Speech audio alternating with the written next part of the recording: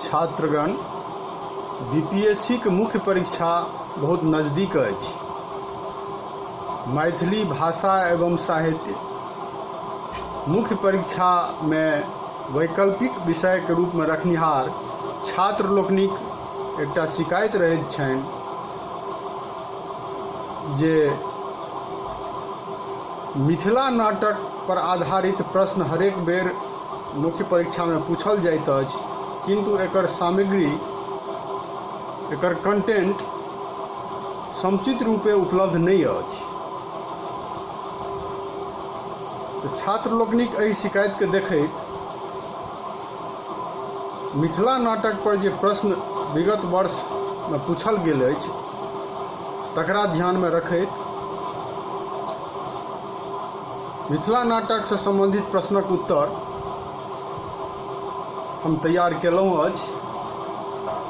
आशा करै छी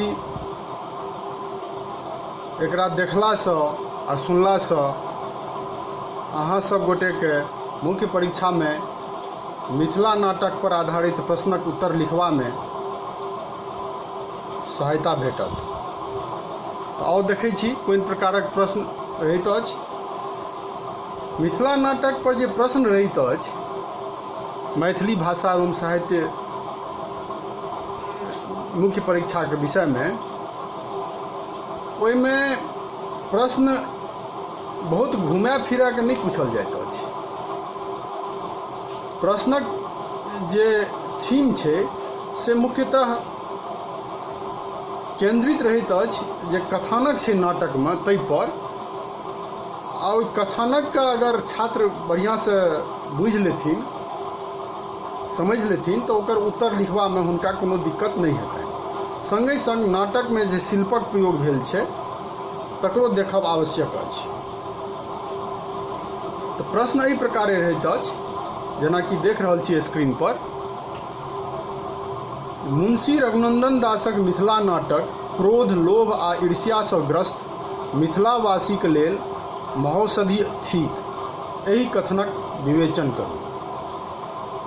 दोसर प्रकारक प्रश्न जे रहैत अछि ओ एना रहैत अछि, मिथिला नाटक में नाटकक नव शिल्पक प्रयोग भेल अछि, एहि कथनक समीक्षा करू। मुख्यतः एहि नाटक में जे कथानक छै ताहि से संबंधित प्रश्न पूछल जाइ छै, आ नाटक के जे शिल्प छै नाटक में जाहि शिल्पक प्रयोग भेल छै ताहि पर आधारित प्रश्न, यह दुए प्रकारक प्रश्न मिथिला नाटक से पूछल जाइत छै। आ मिथिला नाटक से जे प्रश्न पूछल जाइ छै तकरा जे छात्र लिखैत छथिन तिनका बढ़िया अंक देल जाइ छै, ई एखन तक देखल गेलैक अछि। तो आओर देखै छी एहि प्रश्नक उत्तर केना के लिखल जेतै। मुंशी रघुनंदन दास रचित मिथिला नाटक में तात्कालीन मिथिलाक अधोगति आ ओकर पुनरुत्थानक आकांक्षा व्यक्त भेल अछि।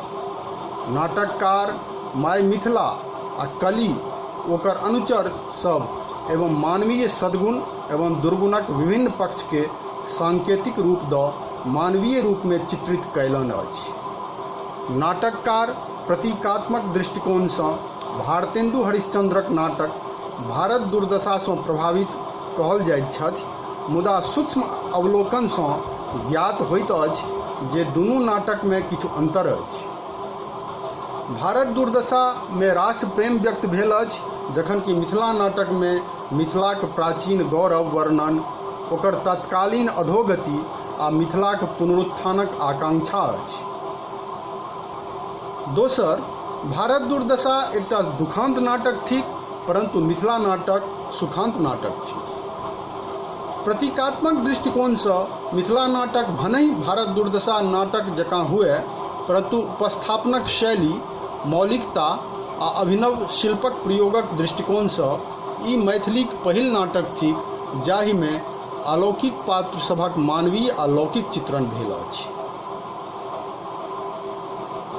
नाटक 6 अंक में विभाजित अछि। प्रथम अंक में मिथिलाक गौरव, विद्या, धर्म, आचार आदिक वर्णन अछि।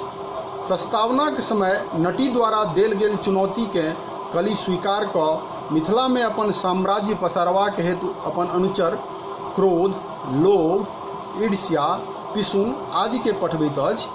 एहि अंक में सौराठ में दहेज प्रथा के वर्णन अछि, जकरा तात्कालीन कुरीतिक रूप में नाटककार चित्रित कयलनि अछि। संगहि मिथिला के धार्मिकता के चित्रण सेहो अछि, यथा याज्ञवल्क्य गौतमक देखाओल मार्ग थिक, ताहि पथे सबहू के चलबाक थिक। दोसर अंक में सेहो मिथिलाक विद्या वैभवक चर्चा अछि। बंगाली विद्यार्थी आ काशिक पंडितक प्रकरण अछि। ओ लोकनि मिथिलाक विद्या वैभव देख चकित छथि। तेसर अंक में माय मिथिला कलीक बढ़ैत प्रकोपसँ चिंतित छथि। संगहि कली आ ओकर अनुचरक मिथिला में बढ़ैत प्रभावसँ धर्म, विवेक, विद्या, बुद्धि, संतोष आदि आतंकित छथि आ मिथिला छोड़ि जाय चाहैत छथि।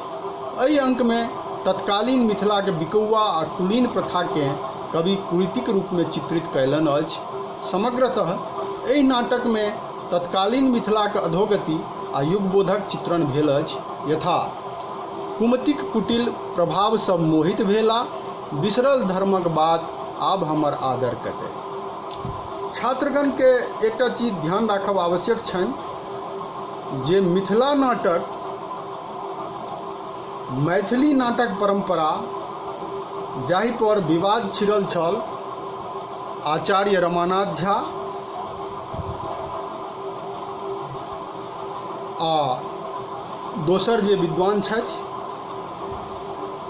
जे मैथिली भाषा एवं साहित्यक इतिहास लिखलनि, हुनका बीच जे विवाद चलल, जाहि में किछु विद्वानक कहब ई छलनि जे कीर्तनिया नाटक मिथिला में प्राचीन कालसँ अछि आ मिथिला में नाटकक परंपरा, मैथिली नाटकक परंपरा अति प्राचीन कालसँ अछि। परंतु आचार्य रमानाथ झा अपन तर्क आ साक्ष्यक आधार पर, साक्ष्य के आधार पर ई सिद्ध कऽ देलनि जे कीर्तनिया नाटक मैथिली नाटक नहीं छल, ओ एकटा नाच छल, ओकरा नाटक नहीं कहल जा सकैत अछि। कारण नाटक के गुण छियै, ओकर धर्म छियै अभिनय। नाटक में जे संवाद छै, जे पात्र ओहि नाटक में भाग लेथिन ओहि संवाद के बजथिन, जखन कि कीर्तनिया नाटक में जे मैथिली गीत होइ छलै है, केवल ओकरे ओ पात्र सब केवल गीत गबै छलखिन आ नृत्य करै छलखिन मंच पर। जे संवाद रहै छलै नाटक में ओ संस्कृत में रहै छलै, ओहि संवाद को पात्र लोकनि नहीं बाजि सकैत छलाह। ताहि दुआरे कीर्तनिया नाटक जे छलै से कोनो नाटक नहीं छलै, मैथिली नाटक ओकरा नहीं कहि सकैत छी। मैथिली नाटक जे पहिल बेर मिथिला में मैथिली भाषा में लिखल गेल, ओ यह नाटक छल जे अखन अहाँ सब पढ़ि रहल छी, मुंशी रघुनंदन दासक मिथिला नाटक। आ एहि नाटक में जे मानवीय गुण आ ओकर दुर्गुण छै, तकरा नाटककार पात्रक रूप में प्रस्तुत कयलनि अछि। जेना क्रोध, ईर्ष्या, लोभ, मोह आदि दुर्गुणक रूप में, आ धर्म, विवेक, विद्या, बुद्धि, संतोष आदि के जे मानवीय सद्गुण छै, तकरा ओ पात्रक रूप में प्रस्तुत कयलनि। जे मैथिली नाटक में एकटा अभिनव प्रयोग छल। ओहिसँ पहिने मैथिली नाटक संस्कृत, प्राकृत आ मैथिली गीत के रूप में प्रस्तुत होइत छल। पहिल नाटक जे पूर्णतः मैथिली में लिखल गेल ओ मिथिला नाटक छल, जाहि में ई नवीन प्रयोग, नवीन शिल्प विधा के प्रयोग नाटककार द्वारा कयल गेल अछि। चलू आब आगू बढ़ै छी। चारिम अंक में कली अपन अनुचर के अधोगति आ पतनक पंख में लीन मिथिला के अवगाहन हेतु पठबैत छथि। एहि अंक में एकटा धनी जमींदार आ ओकर परिवार में कलहक वर्णन अछि। संगहि बालकृष्ण आ नेवालाल सनक पात्रक माध्यम सँ नाटककार मिथिलाक कलह, ईर्ष्या, द्वेष आदिक वर्णन कयलनि अछि। पाँचम अंक में मिथिलाक अधोगति आ दुर्दशाक पराकाष्ठाक चित्रण अछि। एहि अंक में कलिक अनुचर सब अपन कयल गेल काजक वर्णन अपने मुँहसँ करैत अछि। माय मिथिलाक करुण क्रंदन आ हुनक नीति वाक्यसँ भयभीत भऽ कलिक सब अनुचर भागि जाइत अछि। वस्तुतः एहि अंकमे नाटककारक उद्देश्य ई देखेनाइ छनि जे पाप कतबो प्रबल किएक नहि हुए ओ पुण्यसँ नहि जीत सकैत अछि।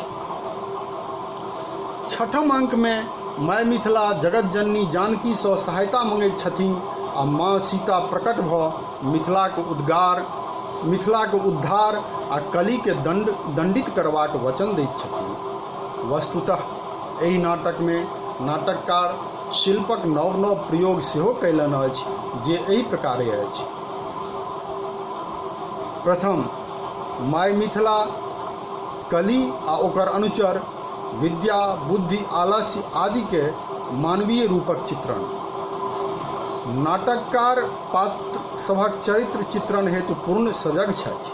किछु पात्र अपने मुखसँ अपन चरित्र चित्रण करैत छथि, यथा लोभ, परधन परतीय प्रेम बढ़ाबी, बिसराबी निज धर्म, साधिय काज प्रभुक हम सहजहि नहि बुझथि मोर मर्म। नाटकमे पैघ पैघ संवाद अछि जे नाटकक मंचनमे बाधक अछि। नाटकमे पात्रक संख्या अधिक अछि। नाटकमे गीत पैघ पैघ अछि। नाटककार बहुभाषाविद छथि। नाटकक पात्रक अनुरूप कथनोपकथनमे संस्कृत, भोजपुरी एवं बंगला भाषाक प्रयोग भेल अछि जे नाटककारक एहि भाषा सबमे निष्णात होयबाक प्रमाण आ हुनक पांडित्यक परिचायक अछि। उपर्युक्त वर्णनसँ स्पष्ट अछि जे मिथिला नाटकमे तत्कालीन युगबोधक परिचय आ नाट्य शिल्पक नवीन प्रयोग प्रस्तुत भेल अछि। युगबोधक परिचय तत्कालीन मिथिलाक अधोगतिक रूपमे अछि जे नाटकमे अत्यंत सजीव रूपेँ वर्णित भेल अछि। संगहि मिथिलाक विद्या, ज्ञान, वैभव आदिक वर्णन सेहो भेल अछि। एहि प्रकारे नाटककार अपन नाटकक नव शिल्पक माध्यमसँ अगुलका नाटकक हेतु एकटा बाट प्रशस्त कयलनि। नाटककार लोकनिक लेल एकटा नव मार्ग देखौलनि। ई नाटक तत्कालीन समयमे पर्याप्त मंचित भेल छल।